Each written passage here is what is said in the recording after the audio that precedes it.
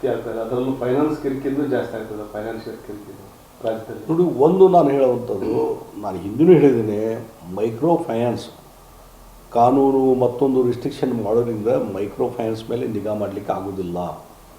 ನೀವು ಆಲ್ಟರ್ನೇಟಿವ್ ಯಾರಿಗೆ ಬಡ ಜನರಿಗೆ, ಮಿಡಲ್ ಕ್ಲಾಸ್ ಪೀಪಲ್ಲು ಏನೊಂದು ಸಣ್ಣ ಪುಟ್ಟ ಉದ್ಯೋಗ ಮಾಡ್ತಿರ್ತಾರೆ, ಅವ್ರಿಗೆ ಸಾಲದ ವ್ಯವಸ್ಥೆ ಮಾಡುವಂಥ ಕೆಲಸ ಮಾಡಿ. ಈಸಿ ಲೋನ್ ಅವೈಲಬಿಲಿಟಿ, ಅದು ರಾಜ್ಯ ಮತ್ತು ಕೇಂದ್ರದ ವಿವಿಧ ಯೋಜನೆ ಇದಾವಲ್ಲ, ಅದನ್ನ ಹಾನೆಸ್ಟಾಗಿ ಇಂಪ್ಲಿಮೆಂಟ್ ಮಾಡಿರಿ.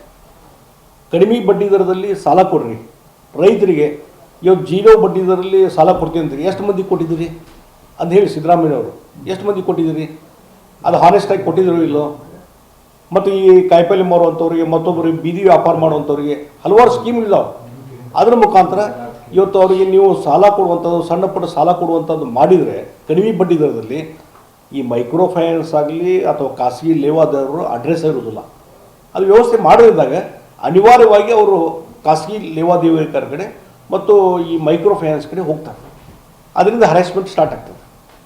ಆಮೇಲೆ ಎಲ್ಲಿಗೆ ಪರಿಣಾಮ ಎಲ್ಲಿಗೆ ಆಗ್ತದೆ ಅಂದರೆ, ನಾನು ಹೇಳ್ತೀನಿ, ನೀವು ರಿಸ್ಟ್ರಿಕ್ಷನ್ ಜಾಸ್ತಿ ಮಾಡ್ದಂಗೆ ಆಮೇಲೆ ಅವರು ಮುಚ್ಕೊಂಡು ಹೋಗ್ತಾರೆ, ಕೆಲವರು ಅರೆಸ್ಟ್ ಆಗ್ತಾರೆ. ಖಾಸಗಿ ಲೇವಾದೇವಿಗಾರರು ಅವ್ರು ಇವತ್ತಿನ ನಾಳೆ ಅರೆಸ್ಟ್ ಮಾಡಲೇಬೇಕಾಗ್ತದೆ. ಆಮೇಲೆ ಬಡ ಜನರಿಗೆ ಮತ್ತು ಮಿಡಲ್ ಕ್ಲಾಸ್ ಪೀಪಲ್ಗೆ ದಿನನಿತ್ಯದ ವಹಿವಾಟ ಮತ್ತೊಂದು ಅರ್ಜೆನ್ಸಿ ಇದ್ದಾಗ ಸಾಲನ ಸಿಗೋದಿಲ್ಲ. ನಾಳೆ ಅವರು ಮತ್ತೊಂದು ಬೀದಿಗೆ ಬೀಳ್ತಾರೆ. ಅವು ಇನ್ನೂ ಹೆಚ್ಚು ಆತ್ಮಹತ್ಯೆ ಜಾಸ್ತಿನೇ ಆಗ್ತದೆ ಹೊರತು ಕಡಿಮೆ ಆಗೋದಿಲ್ಲ. ಅದಕ್ಕಾಗಿ ಸರ್ಕಾರ ಪರ್ಯಾಯವಾದಂಥ ಒಂದು ವ್ಯವಸ್ಥೆ, ಸಾಲ ಈಸಿಯಾಗಿ ಸಿಗುವಂಥದ್ದು ವ್ಯವಸ್ಥೆ ನೀವು ಮಾಡಿ. ಇದು ಯಾವುದು ಸುಸೈಡ್ ಆಗೋದಿಲ್ಲ, ಏನೂ ಆಗೋದಿಲ್ಲ ಸರ್ಕಾರ ವ್ಯವಸ್ಥೆಯಲ್ಲಿ.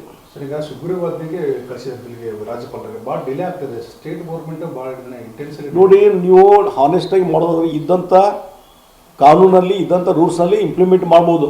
ಅವ್ರನ್ನ ಅರೆಸ್ಟ್ ಮಾಡ್ಬೋದು. ಅವ್ರನ್ನ ಪೊಲೀಸರು ಮನಸ್ಸು ಮಾಡಿದರೆ ಎಷ್ಟೋ ಕಡೆ ಪೊಲೀಸ್ ವ್ಯವಸ್ಥೆ ಮತ್ತು ಖಾಸಗಿ ಮನಿ ಲೆಂಡರ್ಸ್ ಒಂದಕ್ಕೊಂದು ಅಡ್ಜಸ್ಟ್ಮೆಂಟ್ ಆಗಿರ್ತಾರೆ. ಎಲ್ಲ ಒಂದು ವ್ಯವಸ್ಥೆ ಫಿಕ್ಸ್ ಆಗಿರ್ತದೆ. ಹೀಗಾಗಿ ಇದ್ದಂಥ ಕಾನೂನಲ್ಲಿ ಇದ್ದಂಥ ರೂಲ್ಸ್ನಲ್ಲಿ ನೀವು ಅರೆಸ್ಟ್ ಮಾಡ್ಬೋದು. ಹಿಂದೆಲ್ಲ ಆಗ್ಯಾವಲ್ಲ ಎಷ್ಟೋ ಕಡೆ. ಇಲ್ಲೇ ಹುಬ್ಳಿಯಲ್ಲಿ ನಾನು ನೋಡಿದಿಲ್ಲ, ಎಷ್ಟೋ ಮನಿ ಲೆಂಡರ್ಸ್ ಅರೆಸ್ಟ್ ಮಾಡಿ ಹೋಗಿದ ಮೇಲೆ ಹೆದರಿಕೆ ಸ್ಟಾರ್ಟ್ ಆಗ್ತಾವೆ. ಆಮೇಲೆ ಸಾಲನೂ ಕೊಟ್ಟಿದ್ದು ಅಸಲು ಬೇಡ, ಬಿಡ್ಡಿನೂ ಬೇಡ ಅಂಥೇಳಿ ಅದನ್ನು ಮಾಫ್ ಮಾಡೋಕೆ ನಿಂತರು ಎಷ್ಟೋ ಮಂದಿ ಮನಿ ಲೆಂಡರ್ಸ್. ನಿಮ್ಮ ಕೈಯಾಗಿಲ್ಲ ರೀ, ನಿಮ್ಮ ಅಡ್ಮಿನಿಸ್ಟ್ರೇಷನ್ ಸರಿ ಇಲ್ಲ. ಏನು ಮಾಡೋದೈತಿ? ನಿಮ್ಮ ಅಡ್ಮಿನಿಸ್ಟ್ರೇಷನ್ ಸರಿ ಇಲ್ಲ, ಕೊಲ್ಯಾಪ್ಸ್ ಆಗಿದೆ. ನೀವು ಇನ್ನೊಂದು ಸುಗ್ರೀವಾದ ತೊಗೊಂಬರ್ರಿ, 10 ಸುಗ್ರೀವಾದ ತೊಗೊಂಬರ್ರಿ. Implementation is important. ಇದ್ದಂಥ ವ್ಯವಸ್ಥೆ ಈ TN ಸೆಷನ್ನು, ಇಲೆಕ್ಷನ್ ಕಮಿಷನ್ನು ಚೇರ್ಮನ್ ಹೆಡ್ ಆದಾಗ ಇದ್ದಂಥ ರೂಲ್ಸ್ನಲ್ಲಿ ರಿಸ್ಟ್ರಿಕ್ಷನ್ ತೊಗೊಂಬಂದ್ರಿಂದ ಇವತ್ತು ಇಲೆಕ್ಷನ್ ನಡೀತು. ಈಗ CM ಮೀಟಿಂಗ್ ಮಾಡಿದರೆ ಎಲ್ಲ DC ಮತ್ತು SP ಕಮಿಷನರ್ದು ಇನ್ಸ್ಟ್ರಕ್ಷನ್ ಕೊಟ್ಟಿದ್ದಾರೆ, ನೀವೇ ರೆಸ್ಪಾನ್ಸಿಬಲ್ ಅಂತೇಳಿ. ಇದು ಒಂದು ಮೀಟಿಂಗ್ ಒಬ್ಬರನ್ನ ರೆಸ್ಪಾನ್ಸಿಬಲ್ ಅಂತ ಹೇಳಿ ಒಬ್ಬರು ಸಸ್ಪೆಂಡ್ ಮಾಡಿದ್ರು ಸಿದ್ದರಾಮಯ್ಯ ಮಾಡಲಿಲ್ಲ.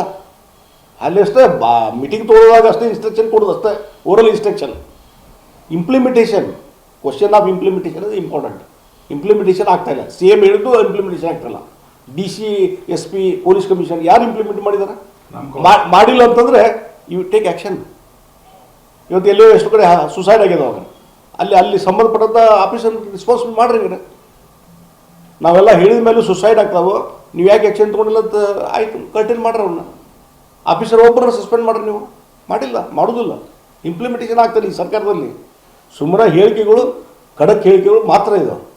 ಕೇಳಿದರೆ RBI ಸೆಂಟ್ರಲ್ ಗೌರ್ಮೆಂಟ್ ಕೈಗಿದೆ, RBI ಗೈಡ್ಲೈನ್ಸ್ ಪ್ರಕಾರ ಯಾವ ಅಧಿಕಾರಿಗಳು RBI ಅಧಿಕಾರಿಗಳು ಇಲ್ಲ ಸ್ಟೇಟಲ್ಲಿ ಅಂತ. ನೋಡ್ರಿ, ನಾವೊಂದು ಹೇಳ್ತೀನಿ, ಎಲ್ಲ ಅಧಿಕಾರ ರಾಜ್ಯಕ್ಕೂ ಅಧಿಕಾರ ಇದೆ.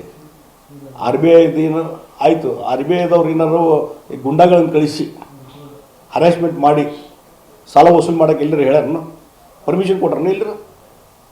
ಲೀಗಲಿ ವಸೂಲು ಮಾಡಬೇಕು, ಕೋರ್ಟಿಗೆ ಹೋಗ್ಬೇಕು. ಹಂಗೆ ನೋಡಿದರೆ ನಾನು ಅಡ್ವೊಕೇಟ್ ಕೆಲಸ ಮಾಡಿದ್ದೀನಿ. ಎಷ್ಟೋ ಕೇಸು ಸಿವಿಲ್ ದಾವೆ ಮಾಡಿದ್ವಿ ನಾವು ರಿಕವರಿ ಸಲುವಾಗಿ.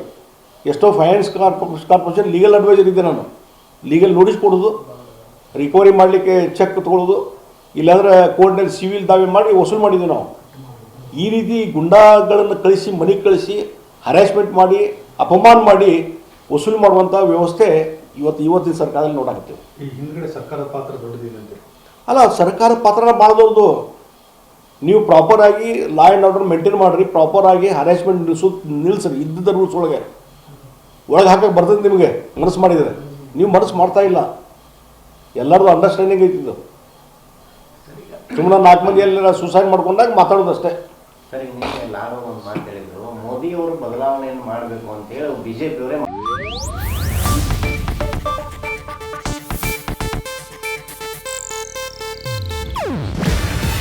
ಇದು ಏಷ್ಯಾನೆಟ್ ನ್ಯೂಸ್ ನೆಟ್ವರ್ಕ್ ಪ್ರಸ್ತುತಿ. ನೀವು ನೋಡ್ತಿದ್ದೀರಾ ಏಷ್ಯಾನೆಟ್ ಸುವರ್ಣ ನ್ಯೂಸ್.